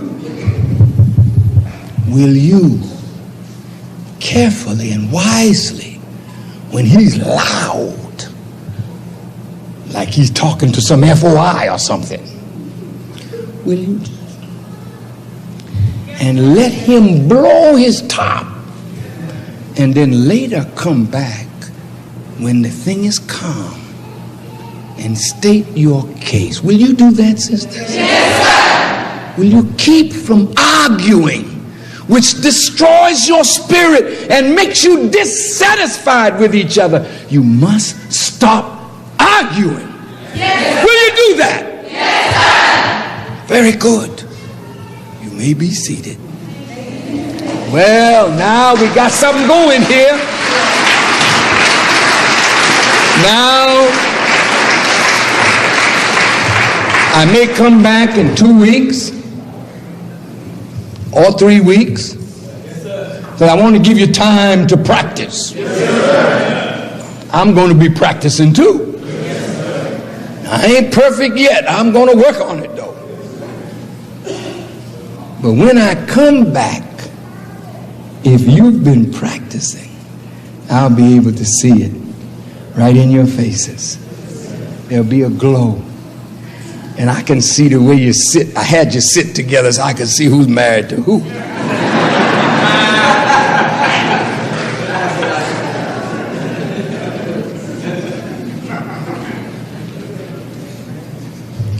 You have beautiful wives, brothers. And you have good husbands, sisters. We're going to make them better. Now, Brother Captain of the FOI and Sister Captain of the MGT, we have a big job in front of us to restructure the FOI and make it so that every male member who joins the FOI will be in the process of becoming the good man, the good husband, the good father, the good provider for his family. We must do this. And sister, see that lesson number 1, question number 14 and answer is critical to the development of a home. Our next subject will be making a home. Inshallah, inshallah, I will see you then when we put the two in their roles together and show them how to struggle together to become as one. Thank you so much for a wonderful evening.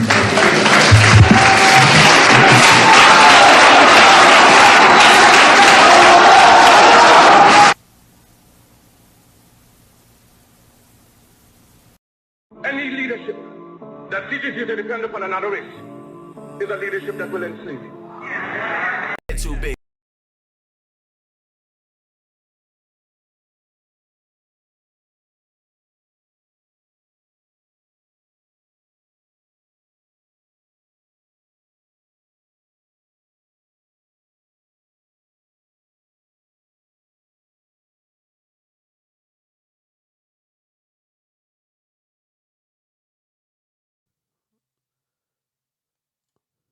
All right, so we wanna get that feedback. It's 10:49, 10:50. All right, so those who would like to share some feedback, press the number 3. If you would like to share some feedback. Let me see. I got a lot from that. It's so much, I don't even know where to start. I'm going to let Sister Randisha start because she had her hand up first.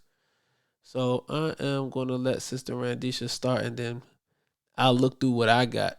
and then I'll add some feedback. So, all right, Sister Randisha.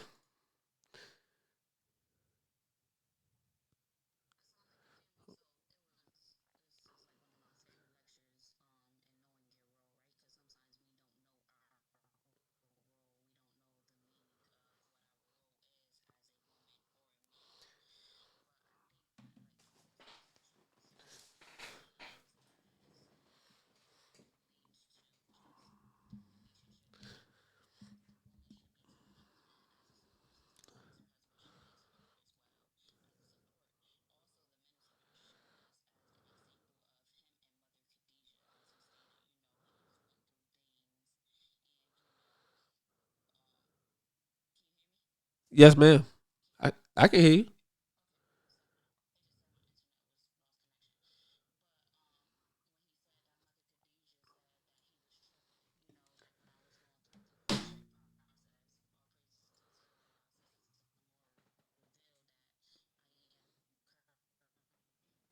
Oh yeah, your internet is.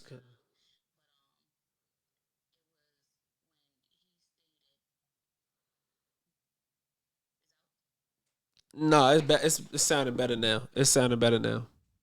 It was a little choppy. It was. Can you hear me? Uh oh. Can you hear me? Yeah, I can hear you.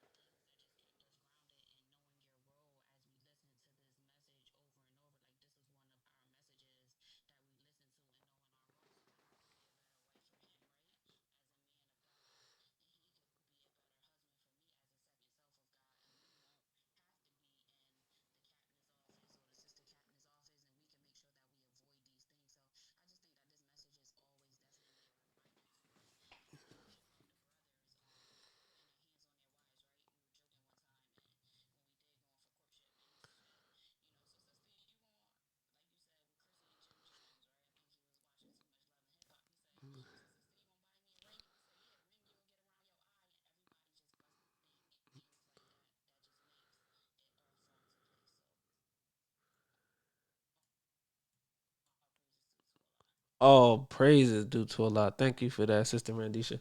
Um, yeah. So, like you said, this we was having a discussion. I was having a discussion earlier this weekend. We was talking about the power in this lecture. We was talking about like the minister has given several lectures around marriage and relationships and things like that. But this one I think is probably the best one because he just covers so many aspects and so many areas. And doesn't everybody feel good now that the minister has distinctively ran through the role of the man and ran through the role of the woman? I think it's giving us such clarity that you can't really go wrong. You can't really go wrong. One of the points that the minister highlighted was the importance. I'm gonna start with the brothers. The importance of the brothers being studied. The minister said that brothers must know what's going on in the world on a daily basis. He said you must be readers and you must be knowledgeable. And the reason why he said that is because a woman who is talking to babies all day long wants to break out of baby talk. She wants to sit down and talk to her husband on another level. So, brothers, the minister is encouraging us to, become knowledgeable. Read the Final Call newspapers. I know y'all got them. I know some of y'all got bundles in the garage and in the back of the car. So in the process of y'all having these papers, take one of them. I try to take one Final Call newspaper out of the papers that I carry, and I keep it for myself so I can read it, right? Because you're not as effective when you out with the final call if you don't know what's in the current edition, number one. But number two, we know what we say, the final call newspaper being the biggest, baddest, boldest paper on the planet Earth, with everything that we need, news you can use. Y'all know what we talking about. Then obviously you should want to read a paper like that covers domestic news, black excellence, international news, and you're able to know what's going on. And of course, you can still get your news from the Shade Room and all them other spots that y'all be on, Media Takeout and all that on Instagram. Y'all still get y'all news from there, but being knowledgeable about the things that's going on. So when you sit down and have conversations with your wife, it's not cheap talk, like the minister said. You know what's going on in the world. And then you're able to apply the teachings to that particular subject. You're able to have insight, as the minister said, on news that's happening around the world because of the teachings. And then he also said that the highest conversation, the highest level of conversation is when you start talking about what God revealed to the most honorable Elijah Muhammad. That was probably the heaviest point, because if that's not the foundation of the conversations, and the majority of the conversations, even when you're talking about trending news, you're talking about things that's happening in the world, then how do you connect the dots through the teachings of the most honorable Elijah Muhammad? What lecture did the minister highlight this on? What lecture did the minister bring clarity to this particular situation so that you're able to have that insight into what these different things, with these different situations that's taking place, right? So if you're not able to have those conversations, then the spiritual maintenance of each other is going to be in question, because you're not talking and communicating on the highest level of conversation, which is the revelation given to us through the Honorable Minister Louis Farrakhan from the most honorable Elijah Muhammad. So who was next? I know Sister Yolanda. I know she got to get her hand up. I know who was Brother Wesley. It's on you. Then Sister Yasina. Then Sister Yolanda. Wa alaikum salam.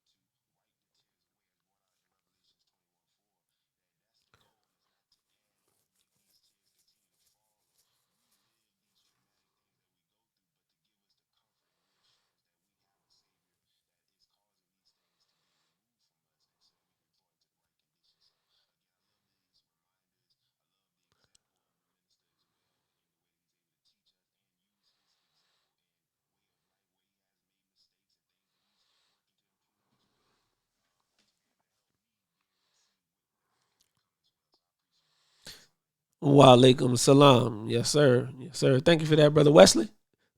Sister Yasina. Wa alaikum salam.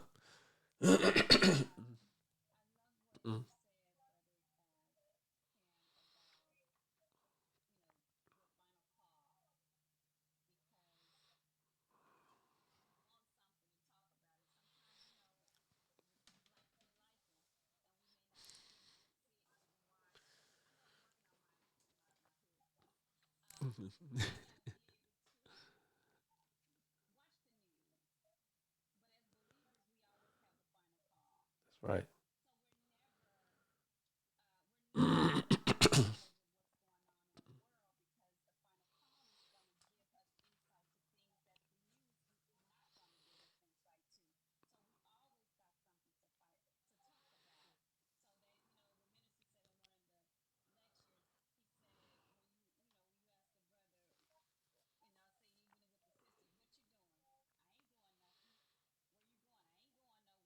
Mhm.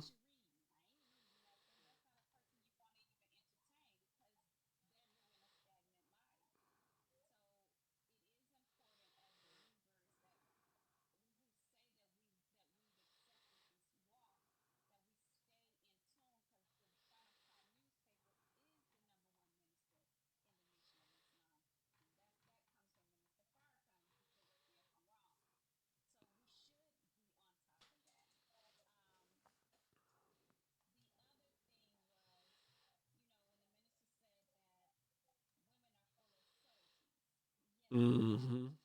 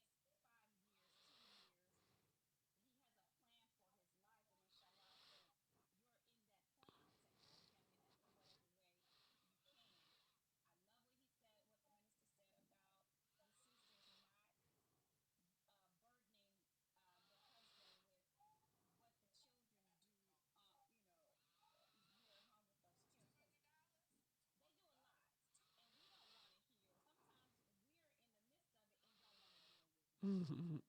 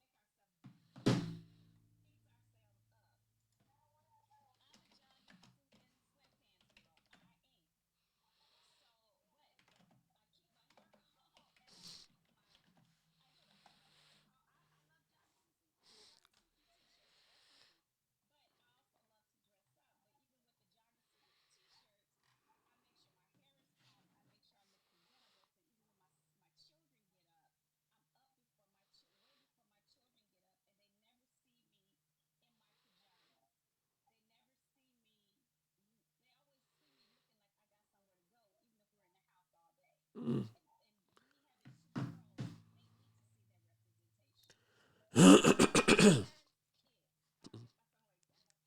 Wa alaikum salam. Yes, ma'am. Sister Yolanda.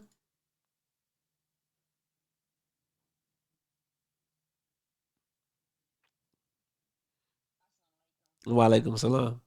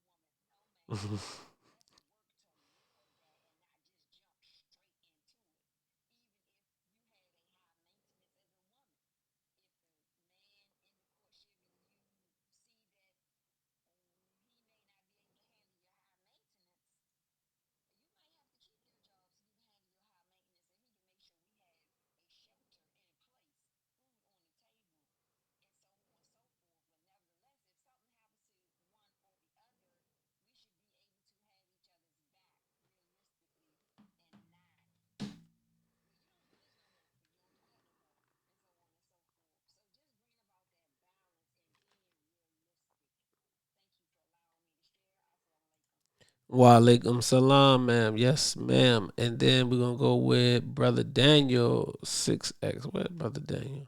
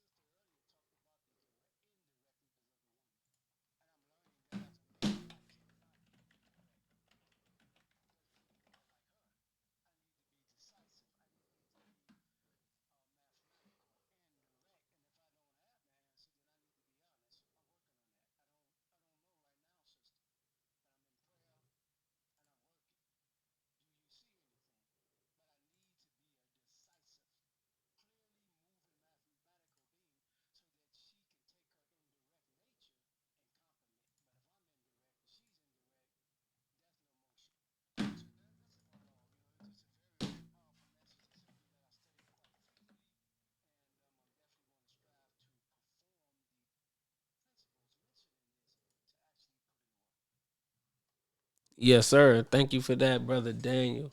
And then I wanted to just add this. When the minister talked about, he said, when you marry a man with that kind of knowledge, he was talking about the most honorable Elijah Muhammad and Mother Tanetta.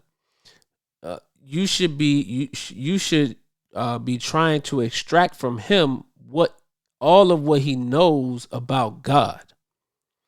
And when the minister said that, not only obviously was he talking about it in the context of marriage and relationships, but he also talked about it in the really the other way that I thought about it was in the context of us believers and followers of the Honorable Minister Louis Farrakhan, and how we should be listening to him, and we should be trying to extract from him all of the knowledge that he knows about God, because that just strengthens us as followers and believers in the teachings, and our ability to take the practical or take the theory and put it into practice.